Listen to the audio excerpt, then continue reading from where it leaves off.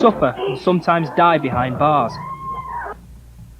I'm telling you now, I will probably be dead before Christmas. Prison officers defend themselves against dangerous inmates. We're not running a Sunday school here. We're running a penitentiary. What really goes on inside America's prisons? Is it justice or cruel and unusual punishment?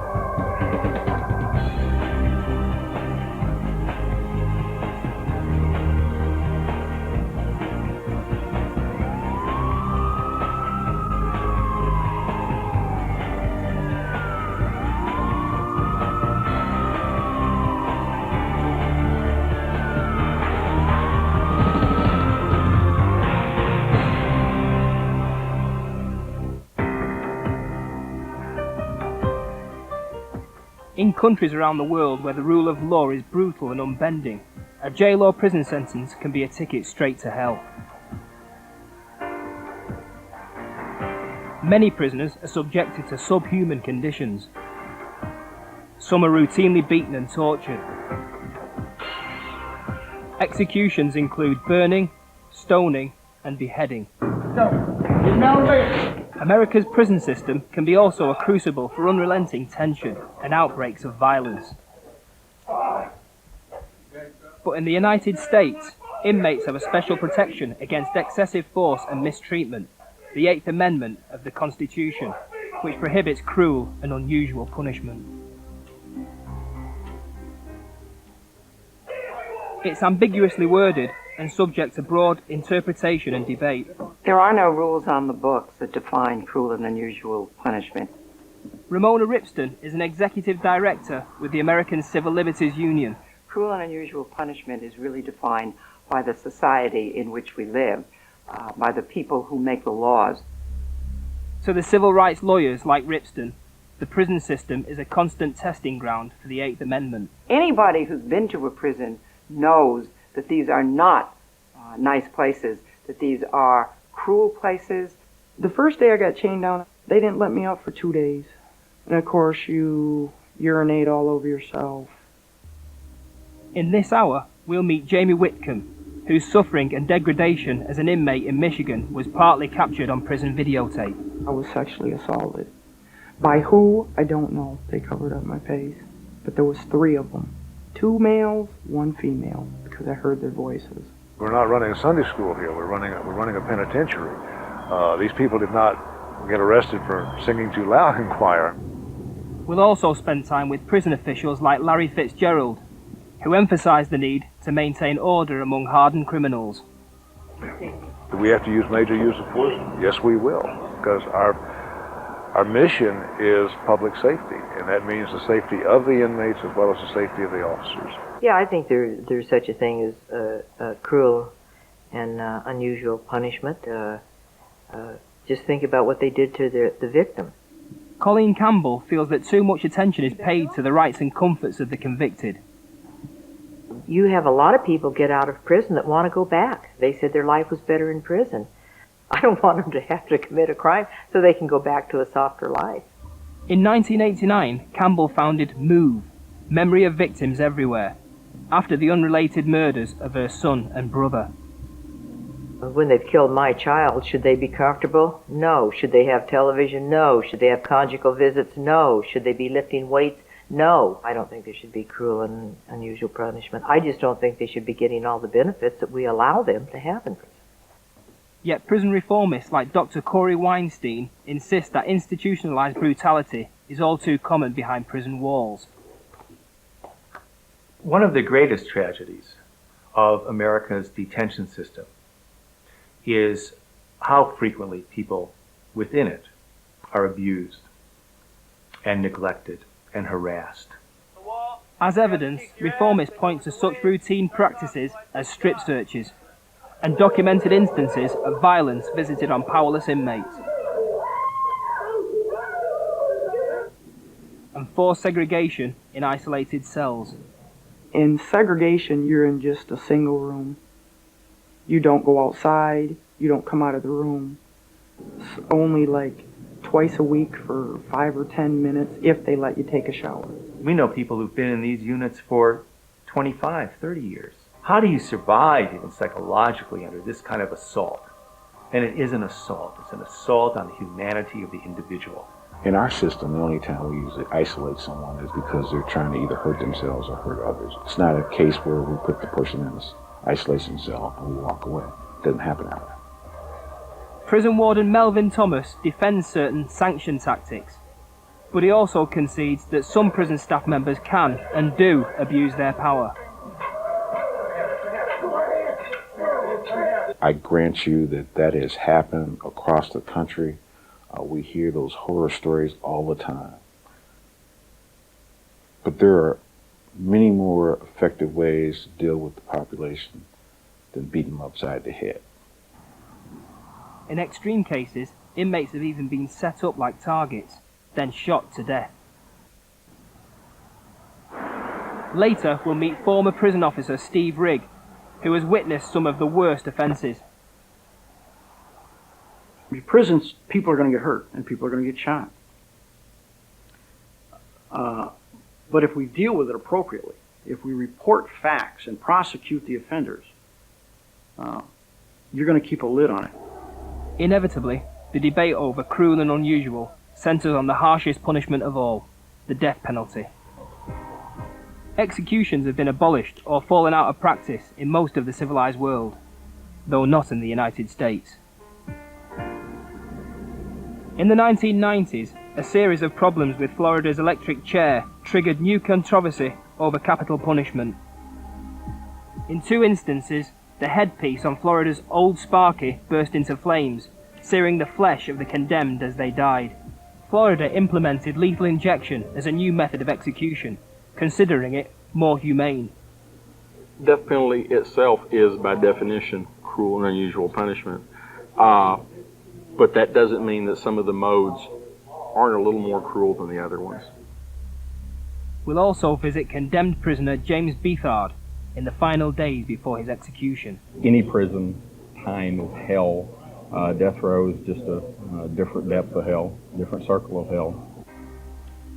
Many of those who justify court-ordered killings as necessary say they speak for the silenced victims. I wish there wasn't a need for a death penalty, but should it be in place? Yeah. If someone murdered a child of mine, I would be enraged, out of control, and I would probably want to kill that person. But having the state kill that person is wrong. The issue is cruel and unusual punishment. How much suffering should jails and prisons be allowed to impose on those who break the law? Next on Anatomy of Crime, violent inmates lie in wait to attack vulnerable officers caught off guard.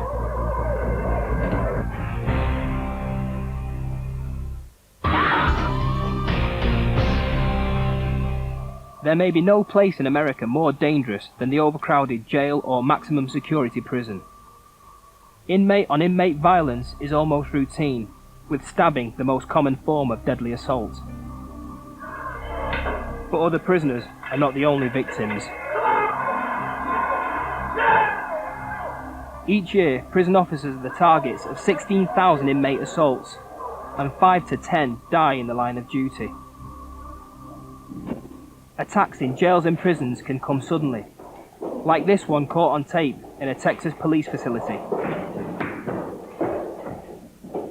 A suspect from the drunk tank overwhelms a surprised cop, who sustains broken teeth and serious facial cuts during the attack. Even after being hit with pepper spray, the prisoner continues his assault before other officers finally arrive to stop him. Hey! Back up! Come on! Come on! Byron Jasis is a 17-year veteran of the Kentucky State Penitentiary at Eddyville. When I first came through the gates, hearing that gate close behind you, that's a very cold feeling right there. It sends chills up your spine.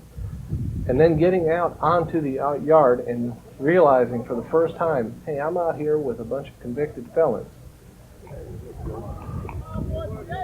Built in 1884, Eddyville houses over 800 prisoners, with the most unruly confined to segregation. One day a week, for an hour, they get to come out into this exercise area and get a little fresh air. The rest of the time, they're kept within the confines of the segregation unit. They're allowed to exercise on the walks 1 hour a day. They're locked up 23 hours a day after that. Warden Philip Parker feels that first-hand contact with his inmates contributes to a more orderly prison. Making rounds, if they want to stop me and talk to me, I'll stop and talk. I do this about once a week, at least once a week. And this is just to give them an opportunity to complain to the warden. Dr. Howland said no, because they ain't got no search. That's the final word. If the doctor says no, there's nothing I can do. Basic complaints right now are medical. Inmates feel sometimes that they're not getting the proper treatment. If we have a whole battery of medical staff here to see them. Yeah, I don't know if you caught this or not, but this note was handed to me. It says cell number 11 has a knife in his cell. So I'll have these officers go in and search his cell. And this is why I make rounds. Sometimes they'll pass me a note and let us know there's contraband in here. Campbell, come on, man.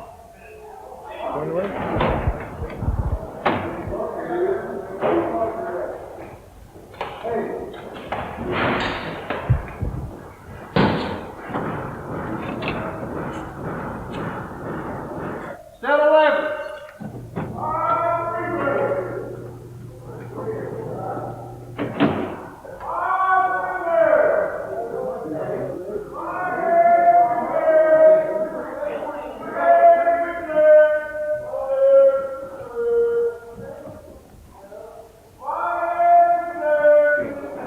You can see as small an area as this is, very confined and all, there's still several places where a weapon can be stored or hidden, and it takes quite a while for even a good, experienced officer to go through a cell properly to look, inspect it for contraband. Okay, they're taken into a separate area from his cell right now, where they're going to conduct a strip search of his person. Based on that informant that told us there was a knife in that cell, we didn't find a knife in that cell, so now we've organized a larger search, and we're going to search all the inmates in that unit. We're going to go in here and check down 13 left, the inmates is counted, right? We're going to go one-on-one with these inmates. I want all the inmates strip search, they cut and shackled, I want the cuff behind. Once you get them cut and shackled, you place them on the wall, search these cells, search them good. We're looking for knives is what we're looking for, okay?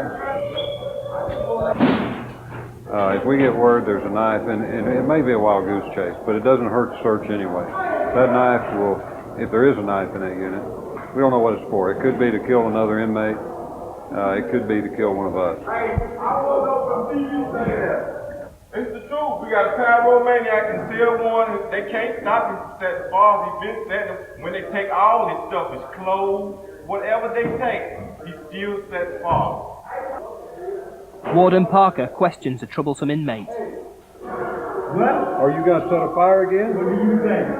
What did I write? You tell me. Huh? You tell me. What did I write you that letter? You told me you were going to set a fire again. And that answers your question, you know. Well, so when you gonna give have you got anything in there that will burn? When you gonna give me a fire spray? We're just not going to let you have anything to burn until you change your mind. Now this stems from a previous incident about a week ago where same thing happened. He set a fire. He came out fighting, hit the lieutenant had to hit him. But now this is retaliation. He's trying to smuggle a knife over here, or has. We haven't found the knife yet. But, and then we received information he plans on setting a fire tonight. If he has a knife, then he'll try to stab the lieutenant. So that's why we're in there searching now, trying to find that knife. But that's just the potential that these officers face every day in this unit. This is as bad as it gets as far as the inmates, and you have to be ready for these kinds of things at all times. 3 weeks later, warders finally uncover a hidden weapon in the original cell, cell number 11. It took us several times to find it, but this is the knife, which is just a piece of metal that was taken from somewhere, and we're not sure where, but you can see it was broken off, and then they sharpened one end of the metal by rubbing it on concrete, and this is easy to conceal. In this case, they had concealed this knife up in the corner of this angle iron bracket, and then they had camouflaged this, which made it really hard to detect by peeling paint off the wall. Here you can see where the paint, if you wet it, this paint will peel off, and they fashioned that paint on the knife to camouflage it on the angle iron. Meanwhile, the fire starter faced the judge in the prison courtroom and proved just how unpredictable inmates can be. Okay, come on in here, Mr. Just stand there at the podium, please.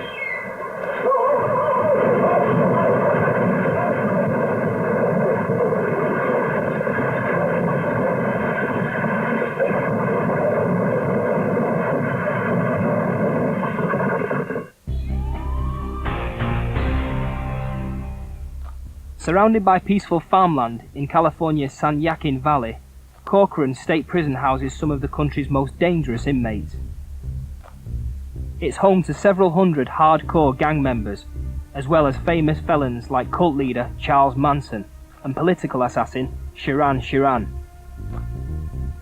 Sergeant Steve Rigg arrived at Corcoran in 1988, the year it opened. He is responsible for the training of officers in the use of firearms and deadly force. With his cautious approach, Rigg was at odds with a small group of guards prone to violence.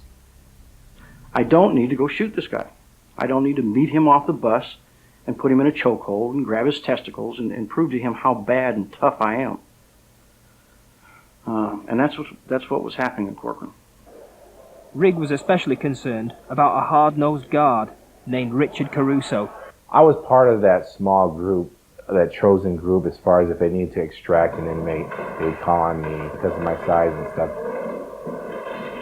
Caruso was assigned to the Security Housing Unit, or SHU, which held the most troublesome prisoners. We wanted to send a message to the inmates that basically they reached the end of the line. That was just the attitude Rigg was trying to discourage. We're violating civil rights, we're violating state law, we're violating departmental policy. And we're law enforcement officers. Now, how in the world can we enforce the law by breaking the law? It made no sense.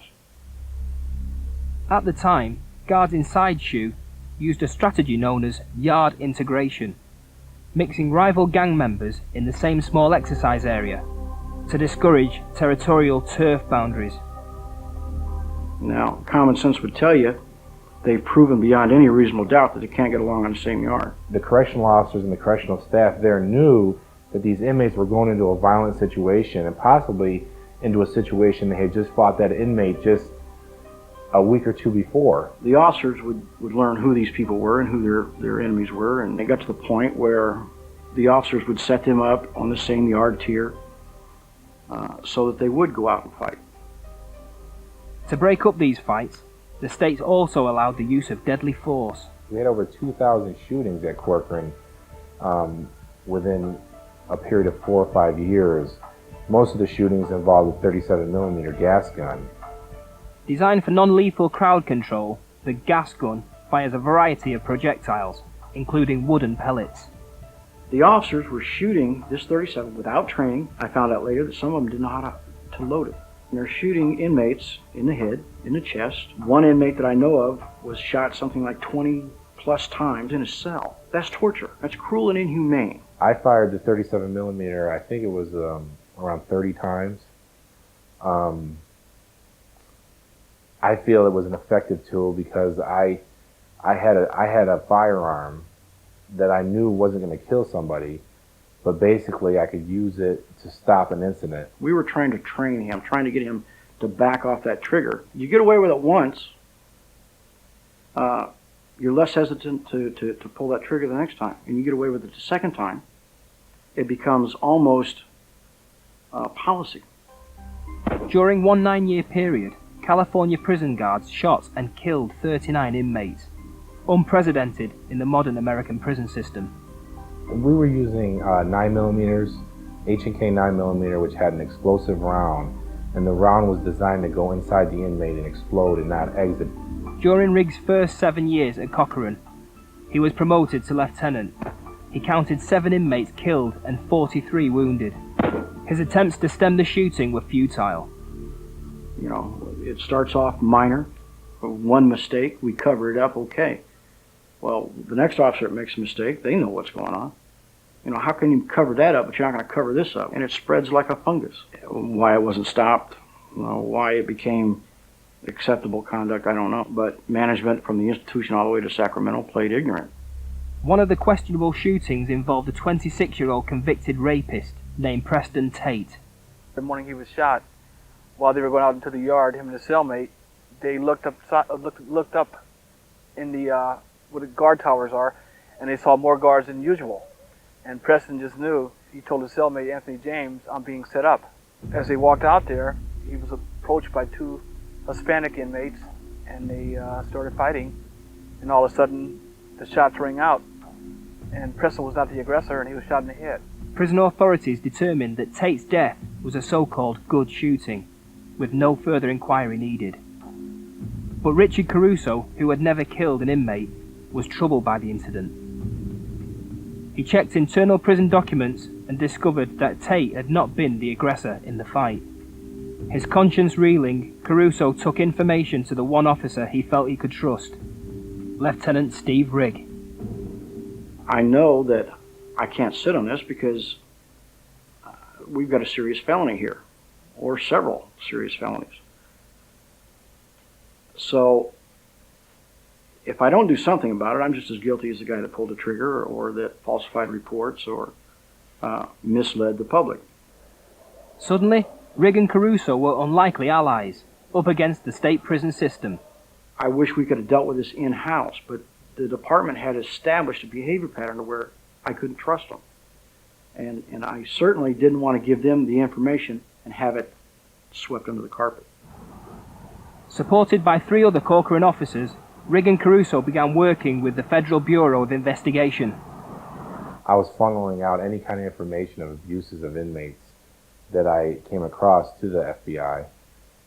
But my main concern was safeguarding my family and myself because I had to go back and work inside that environment. The FBI had to notify the department that they were conducting an investigation. And when that happened, they were going to know who these informants were.